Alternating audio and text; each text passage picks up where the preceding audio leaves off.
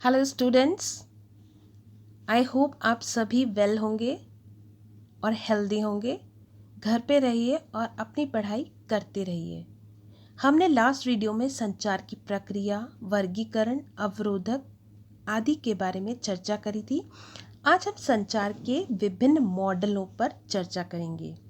सूचनाओं को भेजने के लिए विभिन्न साधन आपस में मिलकर संचार मॉडल बनाते हैं। संचार की प्रक्रिया के मुख्य घटक क्या क्या होते हैं?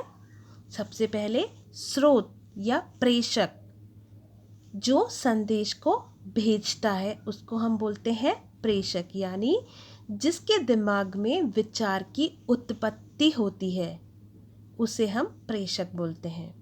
सेकंड, संकेतीकरण या लिपिबद्धकरण, यानी जब आपके दिमाग में संचार या विचार की उत्पत्ति हुई तब आप क्या करते हैं? अपनी वाणी, हाव भाव, मुख मुद्रा आदि के माध्यम से संदेश को कूटबद्ध करते हैं।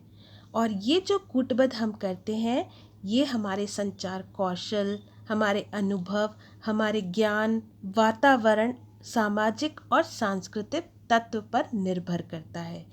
जब आपका मैसेज कूटबद्ध हो जाता है तो आपका मैसेज बनकर तैयार हो जाता है। इस संदेश को आपको किसी न किसी माध्यम से भेजना होता है प्राप्तकर्ता तक। अगला जो है वो है प्राप्त करने वाला। जो हमारा मैसेज प्राप्त करेगा वह व्यक्ति जो संवाददाता से सूचना प्राप्त करता है। फिर सूचना प्राप्त करने के बाद वह उस संदेश का अर्थ निकालता है, उसे समझने की कोशिश करता है और समझने के बाद उस पर प्रतिक्रिया देता है।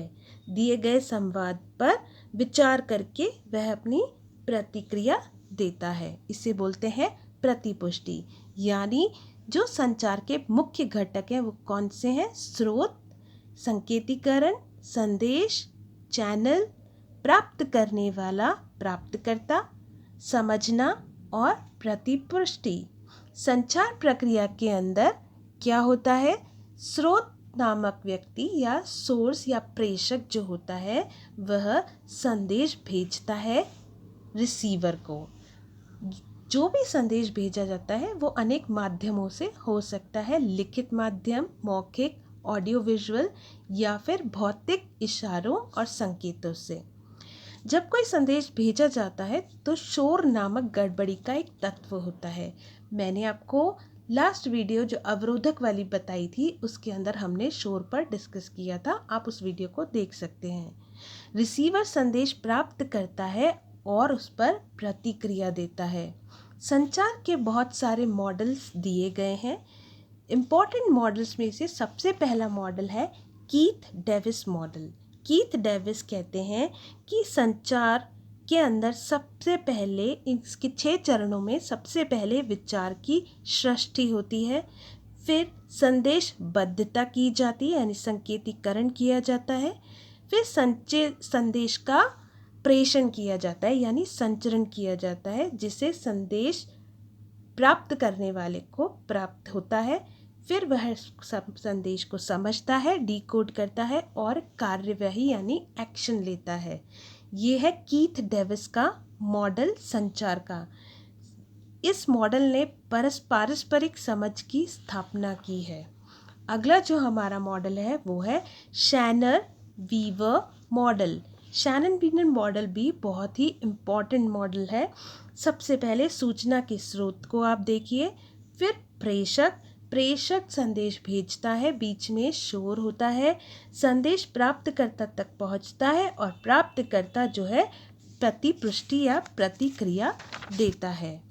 अगला जो हमारा मॉडल है वो है बर्लो डायनेमिक प्रक्रिया मॉडल। इसके अंदर सबसे पहले संचार के स्रोत को देखा जाता है, फिर संदेश बनाया जाता है, फिर माध्यम को चुना जाता है, उसके बाद संकेतीकरण होता है, फिर प्राप्तकर्ता तक सूचना पहुंचाई जाती है और फिर प्रतिपुष्टि की जाती है। सभी के अंदर मुख्य घटक एक ही है, बस नाम अलग है और कुछ नहीं। अगला जो हमारा मॉडल है वो है मास कम्युनिकेशन मॉडल, मीन्स व्यापक कम्युनिकेशन का मॉडल। इसके अंदर सबसे पहले आपको सोर्स देखना होता है, यानी कौन व्यक्ति जो है मैसेज को भेजेगा और कैसे भेजेगा, किसके थ्रू, फ़ोन के थ्रू, लेटर के थ्रू, ईमेल या फिर फैक्स, क्या करने वाला है। फिर प्रेषक संदेश को भेजता है, प्राप्त करने वाला संदेश प्राप्त करता है और फिर उस संदेश पर अपनी प्रतिक्रिया देता है। तो इस तरीके से हमने 4 मॉडल यहाँ डिस्कस करे। आप देखेंगे कि मेन जो कंटेंट है वो एक ही है, सोर्स, प्रेषक, रिसीवर और प्रतिपुष्टि। इन सभी से अलग अलग मॉडल्स बनाए गए हैं। वैसे तो कम्युनिकेशन के काफ़ी मॉडल्स बने हुए हैं, लेकिन इनमें से इम्पॉर्टेंट मॉडल्स यही हैं। आई होप आपको समझ में आया होगा। अगर आपको कोई भी परेशानी है, कोई भी प्रॉब्लम है, तो मुझे कमेंट बॉक्स में कमेंट करिए। Thank you for today.